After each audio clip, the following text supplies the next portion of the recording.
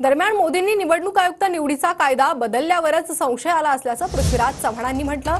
कायदा बदलला तेव्हा समजलं की निवडणूक मुक्त वातावरणात होणार नाही, हे वक्तव्य पृथ्वीराज चव्हाणांनी केलंय। महाराष्ट्रातील विधानसभेच्या निकालावरून पृथ्वीराज चव्हाण यांनी मोदी सरकारवर निशाणा साधलाय। पृथ्वीराज चव्हाणांनी आज बाबा आढाव यांची भेट घेतली आहे।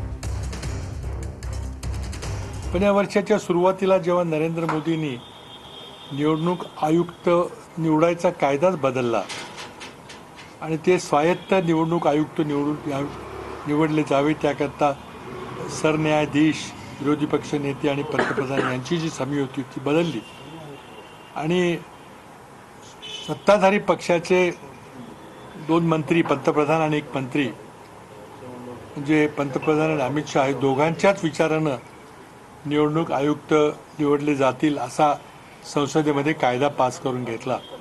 त्यावेळेलाच आम्हाला सर्वांना शंका होती की या निवडणुका काही मुक्त वातावरणात, फ्री अँड फेअर वातावरणात होणार नाहीत।